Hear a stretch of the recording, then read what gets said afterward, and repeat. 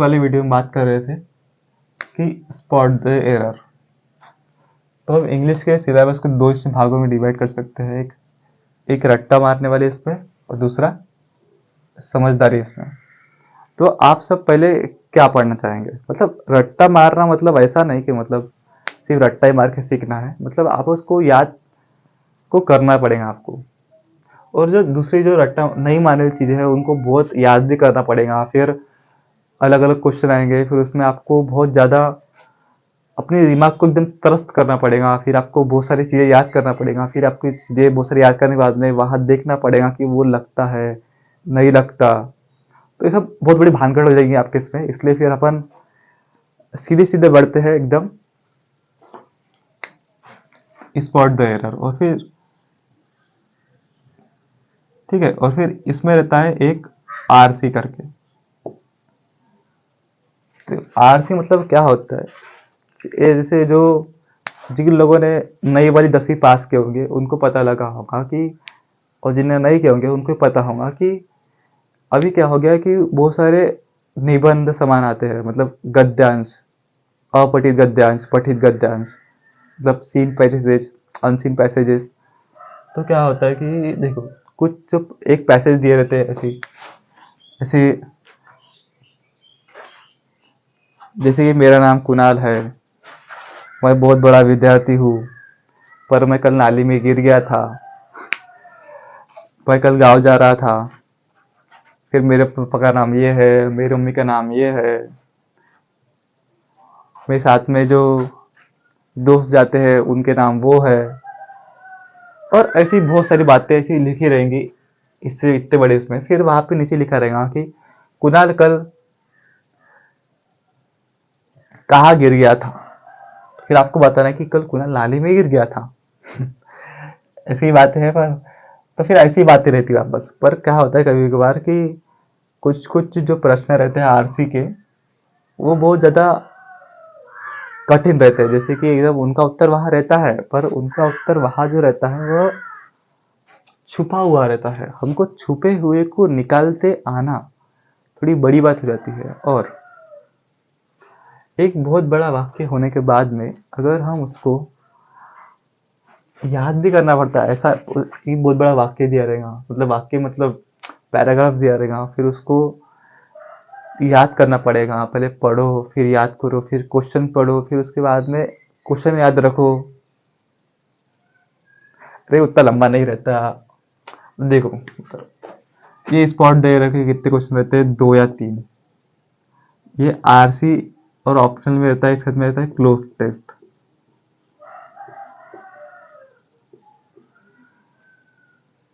और ऐसा कर लेते हैं, पहले अपन सिलेबस ही पढ़ लेते हैं, फिर मैं आपको इनका डिस्क्रिप्शन बताऊंगा कि कौन से इसमें क्या पढ़ना पड़ता है। वैसे थोड़ा ज़्यादा आसान रहेगा जैसे तुम बोल रहे हो वैसे। पढ़ के आओगे वैसे? यूट्यूब से देखे हो तुमने? अच्छा, तो पढ़ाते हैं यूट्यूब पर।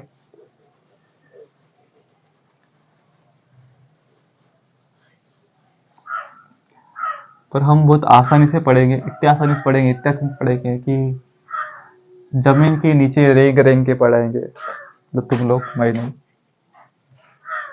देखो सिलेबस में क्या होता है कि एक, जैसे मैंने स्पॉट देने की बात किया, वो तुमको समझ में आया होगा हिंदी से ही।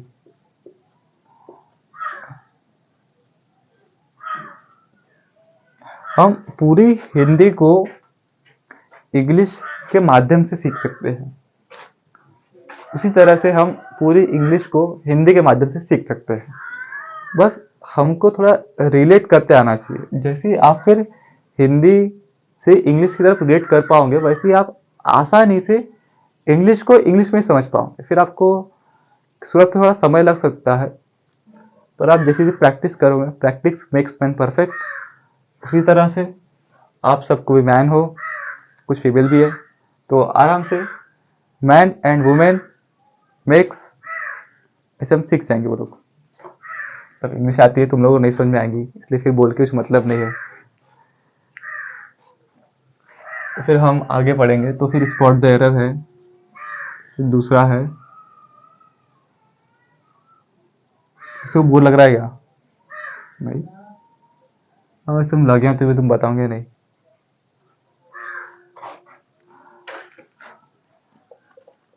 तो फिर स्पॉट द एरर एक होता है, और फिर इडियम्स और फ्रेजेस एक होता है। एक इसका सब टॉपिक है।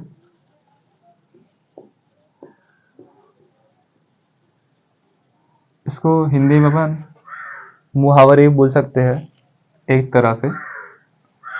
जैसे आप सबको पता है, नाच न जाने आंगन टेढ़ा, और तुम बताओ कुछ। दिन दुगनी रात चौगुनी। अच्छा है। और ऐसे भी बहुत सारे रहते हैं। बंदर के जाने अदरक का स्वाद, वाह। कुछ अच्छे बताओ। और हम हिंदी में अपन जब बचपन में रहते थे तब बहुत सारे ऐसे क्या मुहावरे दिए रहते हैं, उसका अर्थ लिखो और उसका वाक्य में प्रयोग करो। 2 मार्क के लिए क्वेश्चन आता है। और बचपन बचपन होता है तब थोड़ा चीजें आसान सी लगती है, पर और किसी किसी को बहुत हार्ड सी लगती है। जो जो कुछ कुछ बच्चे रहते हैं वो एकदम आगे बढ़ जाते हैं और बोलते हैं yes ma'am, yes ma'am, yes ma'am. उनको तो बाहर, क्लास से बाहर निकल देना चाहिए। उनको पढ़ने की जरूरत नहीं है।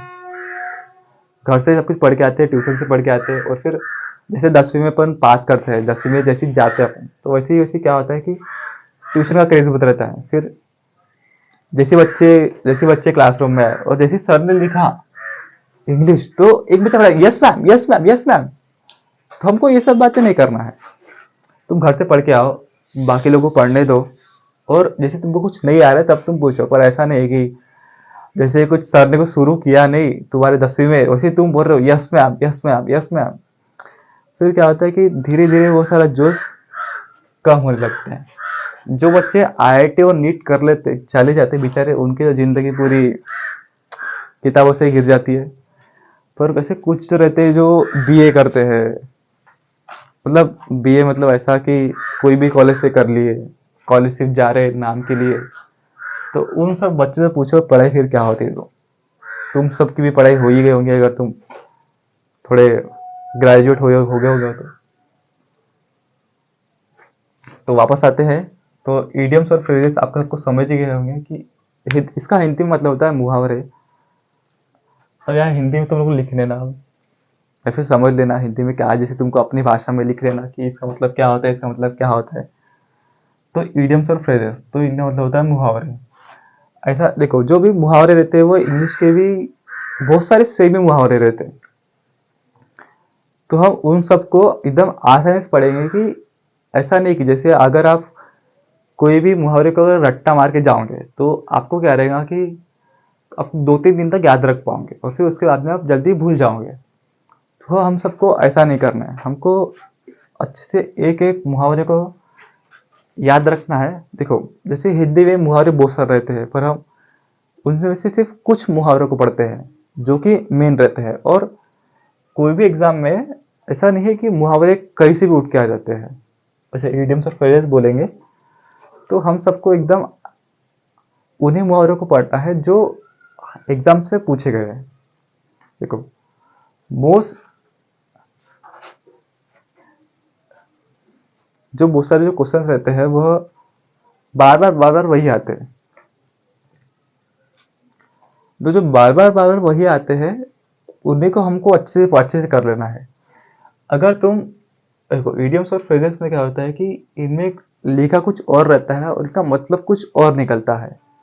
जैसे हम सब हिंदी में पढ़ते ही है, वहाँ लिखा कुछ और रहता है। अगर हम उसमें से एक एक शब्द का मतलब निकालने जाएंगे तो हम उन शब्द के मतलब को अच्छे से समझ नहीं पाएंगे। मतलब उसमें किसी शब्दों को समझ पाएंगे, उनका जो जो अर्थ है, जो मुहावरे का जो अर्थ है वो नहीं समझ पाएंगे। तो इसमें क्या आता है, हमको थोड़ा अलग तरह से सोचना पड़ता है।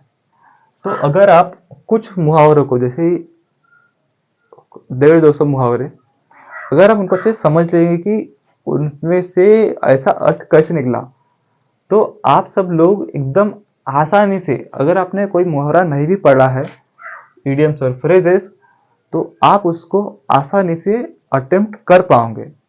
भले ही आप तुक्का ही लगाओ, पर वह सही होने के चांसेस ज्यादा रहेंगे। आंख बंद करके, जैसे अगर आप आंख बंद कर लिए और फिर यहाँ कर रहे अक्कड़ बक्कड़ बम्बे वो 80-90 पूरे 100, उससे अच्छा है अपनी आंख खोलिए और देखिए कौन सा मुहावरा ज्यादा जो ऑप्शन है उसमें से किसमें फिट होता है। तो इससे आप सटीक तुक्का लगा पाएंगे। ये सब बातें सब बात की है, लेकिन अगर हम पढ़ेंगे तो बहुत सारे मुहावरे तो ऐसे आ ही जाते हैं, पर ऐसा अक्सर होता है कि कुछ कुछ क्वेश्चन जो रहते हैं वो आउट ऑफ सिलेबस आते हैं। आउट ऑफ सिलेबस का मतलब ये कि सिलेबस हर कोई भी विषय रहता है उसका कभी भी अंत नहीं होता है। कोई भी विषय हर दिन उसमें कुछ ना कुछ नया जोड़ते रहता है। और ऐसा नहीं है कि जो कोई भी टीचर है, जो कोई प्रोफेसर है, वह कभी नहीं बोल सकते कि हम हर क्वेश्चन का जवाब दे ही पाएंगे। Only the change is constant. इसका मतलब होता है कि हर वो चीज सिर्फ बदलती ही रहती है। बदलना ही प्रकृति का नियम है। तो हमेशा चीजें बदलती रहती है। बदलने का मतलब ऐसा कि कुछ कुछ चीजें उसमें जोड़ती रहती है, कुछ कुछ चीजें उसमें कम होती जाती है। तो ऐसा कभी नहीं हो सकता कि आप कोई भी विषय, जैसे आप मैथ्स में भी ले लो, मैथ्स में, इंग्लिश में, रीजनिंग में, करंट अफेयर में। करंट अफेयर तो इतना बड़ा है कि उसकी तो सीमा कहीं है ही नहीं। अगर आप एक दिन करंट अफेयर स्टैटिक, अगर आप जैसे अगर समझो कि 25 क्वेश्चन थे कोई भी एग्जाम में, और उसमें से क्या हुआ कि 15 क्वेश्चन स्टैटिक आ गए, और आपका एग्जाम है समझ लीजिए कि 20 तारीख को, और उसने क्या किया कि उसने जब क्वेश्चन फ्रेम किए थे, ऐसा माना जाता है कि करंट अफेयर में एक महीने के, मतलब जैसे ही एग्जाम शुरू हो जाते हैं तो एक महीने के पहले के बाद का नहीं आता करके, है ना। तो अब अगर पहले यहाँ पर एक साल का पढ़ते हैं, उसके बाद में जो एक महीना लास्ट हो जाता है एग्जाम का महीना, उसको छोड़ देते हैं। पर आपने जहां से छोड़े जस्ट उसके एक दिन, जैसे वो 20 का पेपर है, आपने सोचे कि पिछले 20 तारीख तक के कर लेता हूँ, पर क्या हुआ कि 21 तारीख के उसमें सीधा 10 क्वेश्चन आ गए। तो आपके 15 में सबको 10 क्वेश्चन तो आएंगे ही नहीं। और जो आप बताइए फिर आज जो जो भी पढ़ाने वाला सर है उसको भी पूरे क्वेश्चन आएंगे क्या? नहीं आते। तो इसीलिए कभी कभार क्या होता है कि कुछ कुछ क्वेश्चंस को छोड़ देना ज्यादा अच्छा रहता है। पर देखो, पर अगर आप इसमें तो पता है तो पता ही नहीं आपको, पर आप इसी इडियम्स और फ्रेजेस में क्या होगा कि आप थोड़ा अपना दिमाग का यूज करके क्वेश्चंस को अटेम्प्ट करके संभावना ज्यादा होगा कि आप अपने क्वेश्चंस के जो आंसर है वह सही लगा जाएंगे। तो हम इस प्रकार पढ़ेंगे। अगर आप रट्टा मारेंगे तो क्या होगा, 2 बार रट्टा मारेंगे, 3 बार रट्टा मारेंगे, पर एग्जाम आ जाता कि आप भूल गए। पर एग्जाम एग्जाम हॉल में गए, आपको एक क्वेश्चन दिखा, एक क्वेश्चन है, वहां लिखा है ABCD, पर क्या हुआ फिर आप ए और बी में कंफ्यूज हो गए, ए है कि बी है, ए है कि बी है, ए है कि बी है। पर अगर आपने उस मुहावरे का अर्थ समझे हो, आपने समझे हो कि वो कैसे आया है, तो आप कभी भी नहीं भूल पाओगे अगर आप एक बार पढ़ने के बाद में। तो इडियम्स और फ्रेजेस का मतलब होता है मुहावरे, जो कि हमने बचपन में पढ़े थे और हमको भी बहुत कुछ आते हैं। इंग्लिश का बहुत सारे मुहावरे जो रहते हैं वह हिंदी से ही पूरे एकदम सेम टू सेम रहते हैं, बस उसके नाम थोड़े से अलग रहते हैं, पर उसका अर्थ समान ही रहता है। ये हो गया 2। अब हम 3 में पढ़ेंगे वन वर्ड सब्स्टिट्यूशन।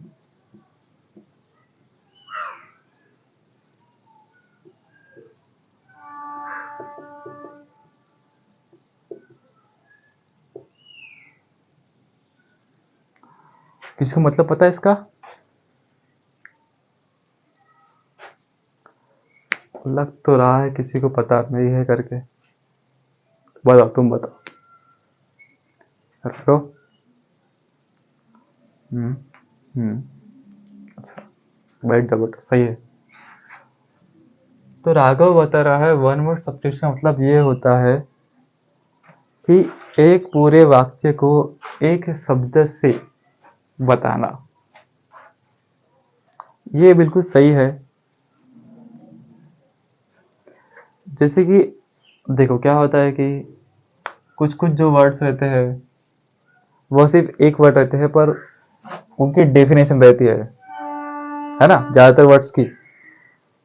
तो उन्हीं को हम वन वर्ड सब्स्टिट्यूशन बोल सकते हैं, यानी कि पूरा एक बहुत बड़ा वाक्य लिखने के बजाय हम सिर्फ एक वर्ड लिख के हम उसका मतलब बताना चाहे। तो ऐसे में देखो क्या होता है कि जैसे कि जो भगवान को मानते हैं वो धार्मिक लोग होते हैं, तो हम अगर ऐसा बोलेंगे कि राघव एक धार्मिक व्यक्ति, राघव एक इंसान है जो कि भगवान में विश्वास करता है, उसको भगवान में पूरा अटूट विश्वास है, उसको ऐसा लगता है कि भगवान है। तो इतना सा बोलने के बजाय हम बोल सकते कि राघव एक धार्मिक व्यक्ति है। तो बस फिर वैसा रहता है।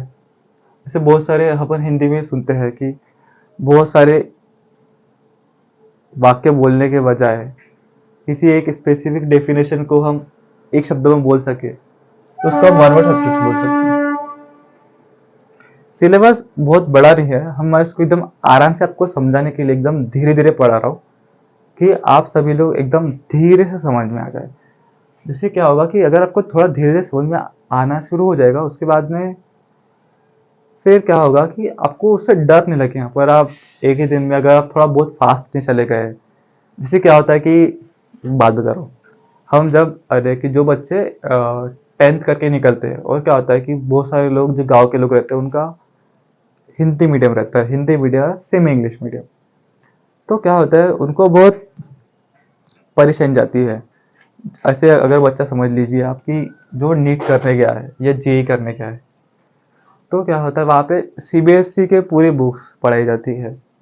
अभी अगर आप कोई भी पूछता है कि आपके कोई भी भांजा या भांजी है, छोटे बच्चे हैं, उसको कौन सा सब्जेक्ट पढ़ा मतलब कौन सा पैटर्न पढ़ाना चाहिए, तो सीबीएसई ही पढ़ाना चाहिए अभी। क्योंकि देखिए जो भी एग्जाम्स वगैरह हो रहे हैं वो सीबीएसई के बेस पर हो रहे हैं, और जो स्टेट बोर्ड वाले बच्चे रहते हैं वो छोटी किताबें रहती है उनकी, और तो उनकी नॉलेज थोड़ी कम रहती है।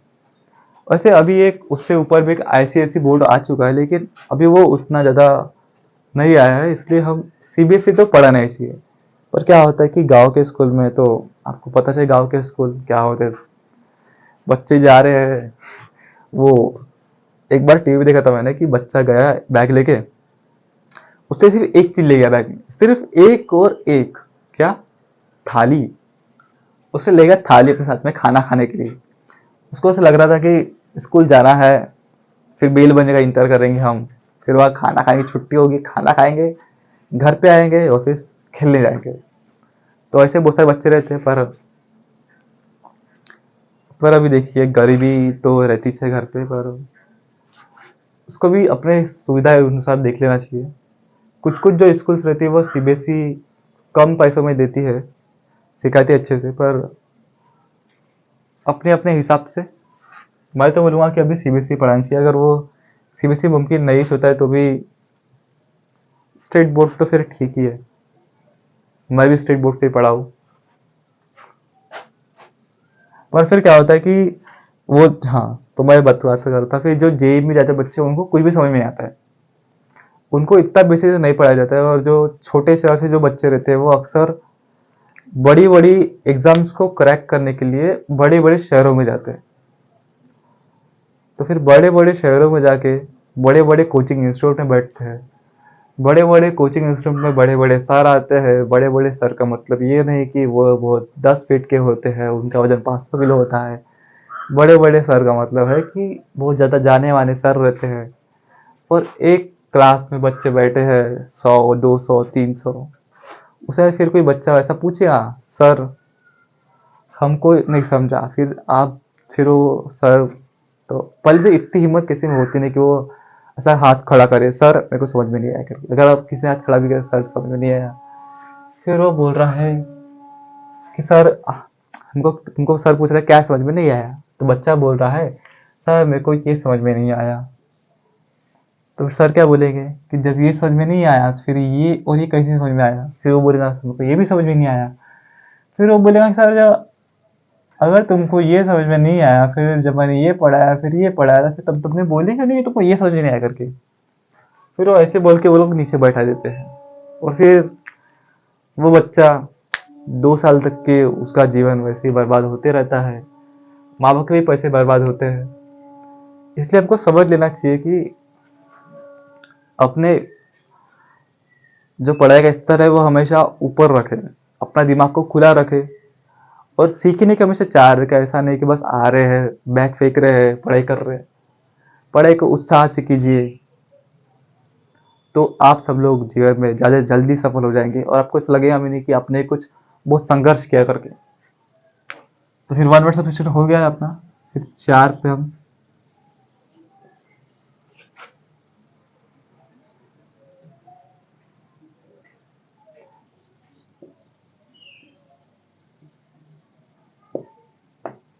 सिनोनिम्स और एंटोनिम्स, समानार्थी और विरुद्धार्थी, ये हमारा चौथा टॉपिक रहेगा। देखो, समानार्थी और विरुद्धार्थी मतलब क्या होता है आप सबको तो पता है, पर समानार्थी और विरुद्धार्थी का मतलब इंग्लिश में सिनोनिम्स एंड एंटोनिम्स होता है। सिनोनिम्स का मतलब होता है समानार्थी, एंटोनिम्स का मतलब होता है विरुद्धार्थी। तो अगर देखो, अब तुमको तो पता चल ही गया होगा कि सिनोनिम्स और एंटोनिम्स में क्या होता है। तो देखो, अगर आप लोग इससे एक सिनोनिम दिया है कोई भी, अगर आप उसके मल्टीपल में याद रख लेते हैं, दुख का मतलब होता है पीड़ा, फिर दुख, पीड़ा, दोष, ऐसे बहुत सारे शब्द अपन बोल सकते। तो हम सब उसको एक सिनोनिम पे लिखने के बाद में हम उसका अर्थ समझेंगे, और फिर हम उसके 4 से 5 एक साथ याद कर लेंगे। कि ऐसा नहीं कि एक ही शब्द आ रहा है फिर उसका नीचे भी वही आ रहा है, फिर उसके बाद भी वही आ रहा है, तो हम सब उसको मिला जुला के सबको एक साथ पढ़ लेंगे। जैसे कि एक बच्चा है, वो बहुत घिसी पीटी कहानी है, मैं सुनाना नहीं चाहता। कि एक बच्चा रहता है, फिर एक लड़की तोड़ता है, फिर 4 लड़की तोड़ा है, 4 लड़की तोड़ लकड़ी, लड़की नहीं बोल रहा हूँ, लकड़ी तोड़ता है, फिर वो 8 लकड़ी तोड़ता है, तो फिर ऐसे ही वो 20 लकड़ी नहीं तोड़ पाता। उसी तरह से हम सब एक साथ पढ़ लेंगे इनको, तो हम सब लोग इस विषय में कि इस सब टॉपिक में अच्छे से कर लेते। ठीक है, ये सिनोनिम्स और एंटोनिम्स की बात हो गई। फिर आगे बढ़ते हैं। समझ में आ रहा है कुछ? किसी को नहीं आ रहा तो पूछ लो एक बार रिपीट कर दूं क्या पूरा? लगता है तुम IIT जेईई करने गए थे, फिर तुमको सर ने बताया नहीं, तो फिर तुम मेरे से बदला ले रहे हो। ले लो, क्या ही करोगे, मजाक कर रहा हूँ। देखो, स्पॉट द एरर में क्या होता है कि स्पॉट द एरर में जो वाक्य रहते हैं वह गलत लिखे रहते हैं। पूरा वाक्य गलत नहीं रहता है, उसमें से कुछ हिस्सा गलत रहता है, कुछ हिस्सा।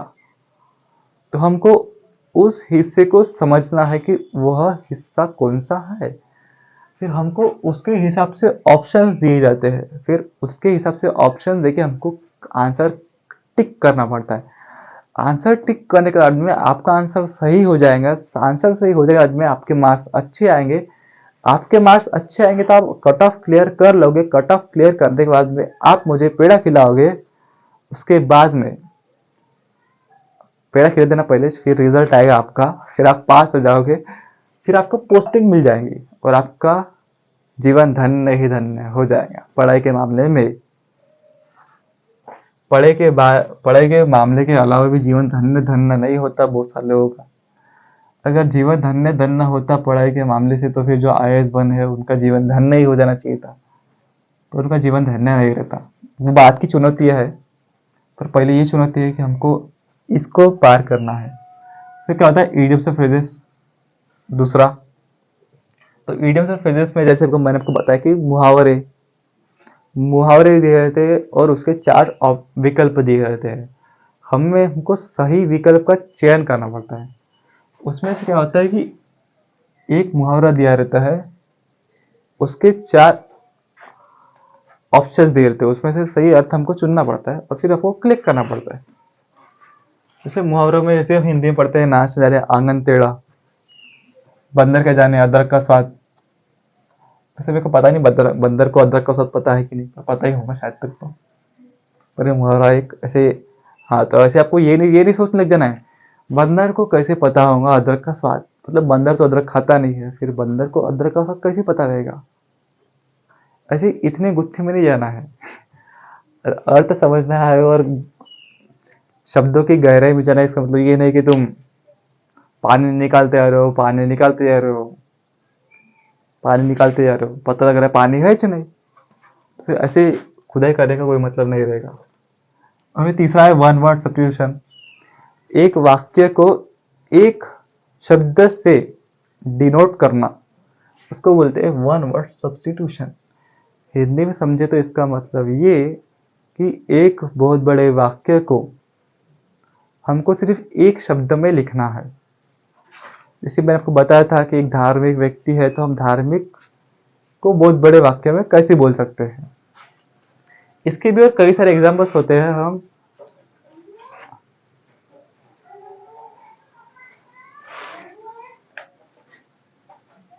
एक मिनट,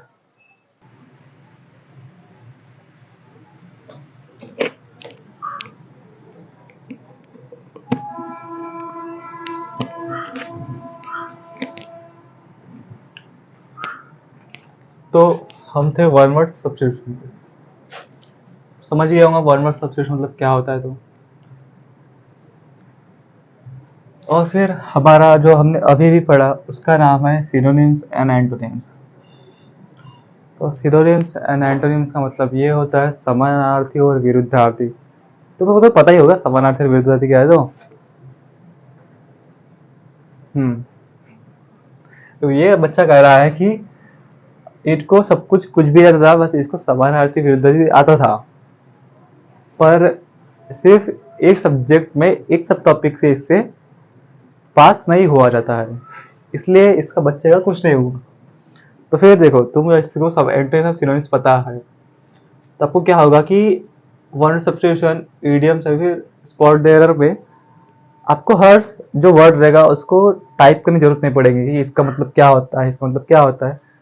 अगर आप अच्छे सिनोनिम्स और एंटोनिम्स की तो उतनी जरूरत नहीं रहती बोलना, लेकिन अगर हमको जैसे कोई भी जो वर्ड को समझना है तो सिनोनिम्स ही काफी रहता है उस वर्ड का मतलब समझने के लिए।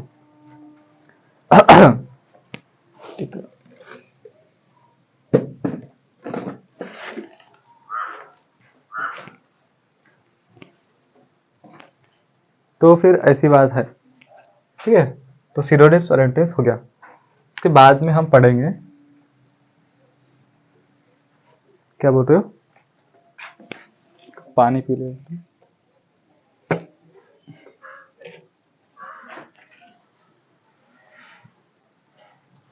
इसमें फिल इन द ब्लैंक्स करके रहता है, फिल इन द ब्लैंक्स।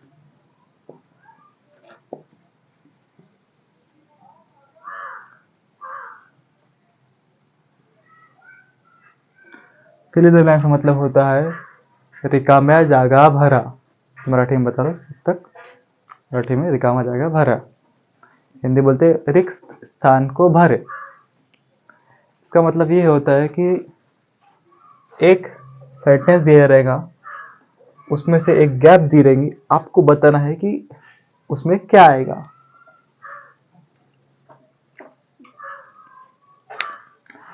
जैसे कि अगर अपन हिंदी में समझे तो मैं ऐसा बोल सकता हूं कि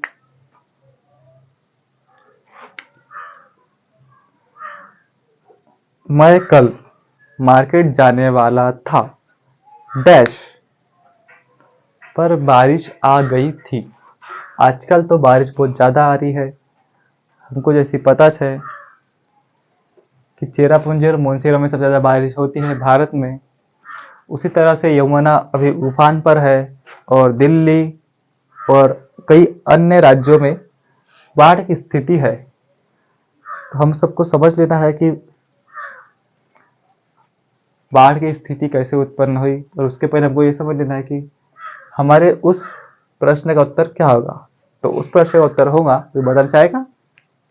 हाँ सही बात है, पर उत्तर है, मतलब मैं कल मार्केट जाने वाला था पर बारिश आ गई। तो ऐसे ही होता है फिल इन द ब्लैंक्स में। देखो पूरी जो इंग्लिश है वह हम पूरी मतलब नहीं बोलते, कुछ कुछ मतलब बहुत सारी इंग्लिश को हम आराम से हिंदी की से समझ सकते हैं।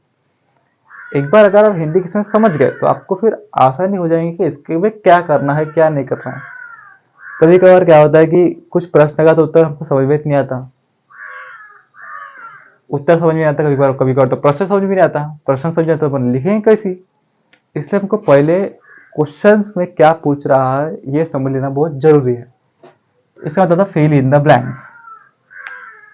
फिर छठवा आता है, छठवे में हम पढ़ेंगे क्लोज टेस्ट।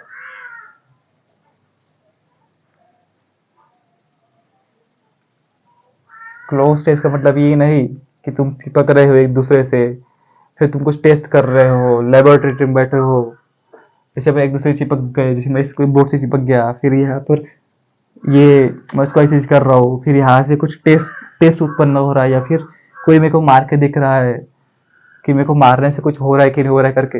तो ऐसा कुछ नहीं होता है। देखो क्या होता है इसमें, इसमें बहुत बड़ा ऐसा पैराग्राफ दिया रहता है, उसमें से जैसे कि बताओ, जैसे कि ये लाइन से समझो कि ये लिखे करके, फिर यहाँ से ऐसी, फिर यहाँ से ऐसी दिया रहेगा, फिर यहाँ से ऐसे दिया रहेगा। देखो यहाँ पर लिखा रहेगा 1, यहाँ लिखा रहेगा 2, यहाँ लिखा 3 आएगा 4, और फिर यहाँ लिखा रहेगा 5, यहाँ लिखा फुल स्टॉप। तो ऐसे कुछ सेंटेंस दिए रहेंगे बड़े बड़े, उसमें से यहाँ लिखा रहेगा 1, फिर इसके 4 ऑप्शन रहेंगे A B C D। तो हमको बताना है कि A B C D में से A में क्या आएगा, बस यही होता है क्लोज टेस्ट।